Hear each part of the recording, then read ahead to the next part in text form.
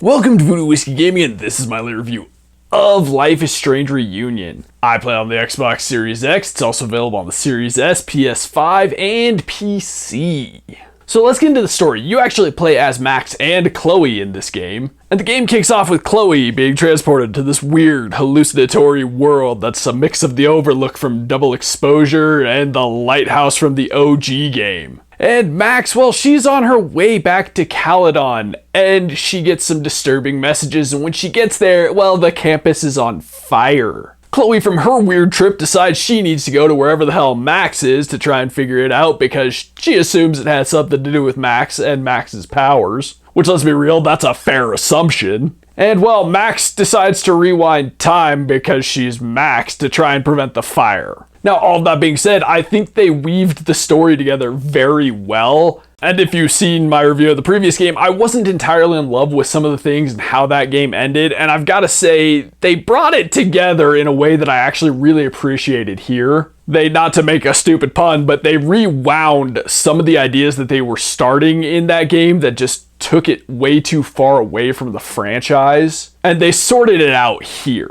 Now, that having been said, there are some great twists and turns along the way, and this is actually a lot of fun because it's more of a mystery. I mean, not that the first one wasn't a mystery, but this one is really a mystery about how the fire got started, what's the cause, who's involved, any and all of that. And like I said, some great twists and turns along the way. I actually really enjoyed the story. I was pulled in. Now let's move on to the audio, and the first thing I'm going to say is, just like any Life is Strange game, the sound effects, occasionally there's some missing ones, but the rest of them are really good and they really fit, and I think they did an awesome job. Because it's not all doom and gloom all the time. Exploring the campus, you get some great sound effects there. Exploring any of the areas, you do get some great ambient sound effects that make you feel a little more absorbed. And then there's the voiceover work, which is really good for the most part. I did feel that occasionally one of the main characters had a line that didn't quite hit. And then there are some side characters, some characters you probably don't even see really now that I think about it, who the voice acting could be stronger with. But again, not major players, so it really didn't take you out of the experience. And then you've got the music, which I enjoyed. I think it felt like some great Life is Strange music. I've really always been a big fan of the Life is Strange soundtracks, and this was no different for me. Now let's move on to the gameplay mechanics and whatnot, and this one does play interestingly. So when you're playing as Max, it does feel a lot like Double Exposure, except for Max is now rewinding time again rather than ripping holes in reality and jumping between two realities. And you can once again use that in conversations. You can have a conversation with somebody, rewind time, and now you'll have a new point in the conversation and you'll kind of have a leg up going through that conversation again with that person. It can give you the advantage to find out more information in this investigation that you're wrapped up in.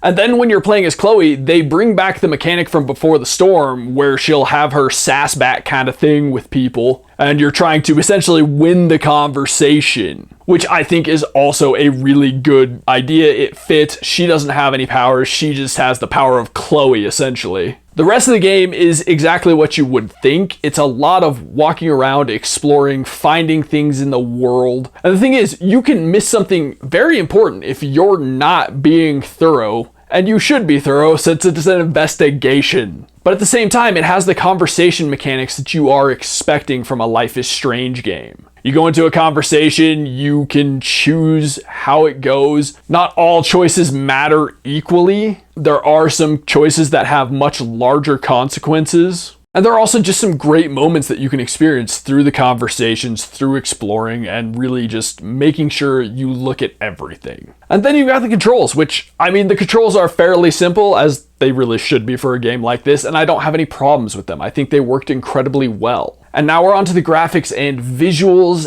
and to put it simply, it looks like Double Exposure, which is not a bad thing. It has moved away from the earlier, much more water-painted feel of, the original Life is Strange. They're slightly more realistic, but they also still have that cartoony element. There are the details of you can see pores in people's faces and textures of their faces, but at the same time, the hair doesn't look hyper-realistic, and it works. It's a good art style. It's a bit of a mix of some realism and some cartoony design elements, and I think it actually looks really cool and it works well, and I think it'll actually hold up well in the long run. I also really enjoy the world. I think they've always done a really good job of making elements of the world feel very lived in and feel more personal. Whether you're in Max's house, whether you're in the Turtle the bar, or whether you're walking around campus. I think they did a really good job bringing all of that to life and making it feel much more like a real place. I also love that it's a bright, colorful world. I think the way they use colors really does breathe life into everything that they do. Whether it's nighttime, it's daytime, it feels right. One thing I will comment on is I think some of the animations, there are some arm movements when they're talking that feel kind of oddly robotic and repetitive, and maybe it just looked weird to me, but as somebody who moves their hands a lot while talking, it just felt a bit odd. It definitely felt like it could be stronger, and it felt like even some of the older games had some better animations when it came to a lot of that stuff. I'd really love an animations patch where they do more with them, to put it simply. Give the models a few more points of articulation. Now that being said, the one thing that I have complained about fairly consistently, I feel like, in these games, and I have to complain about here, is why don't they run better? I've seen it in all of them where textures load in after everything else. Again, some weird janky animations, some weird blurring animations, things almost shooting across and taking over the screen before moving back to where they're supposed to be. Now, none of this destroyed my experience, but I don't know how graphics heavy, processor heavy these areas that they build are to run. But I know there's visually far more intensive games out there that run better and don't run into these same issues. So I do wish they could also sort that out a bit. So to get into the wrap up, the first thing I'm going to say is there was a point in time where I was questioning playing this. I was literally texting a friend and I was like, yeah, I don't really know if I want to review it just because of the way the last game ended. It left me concerned how this game was going to go. But then I was like, you know what? Morbid curiosity. I've been playing this franchise forever. It didn't do anything to fully chase me away yet, so let's give it a shot. And I'm glad I did. I actually had a really good time with the story. I really enjoyed the experience. At the end of the day, I was very happy with this game. If you like these interactive narratives, these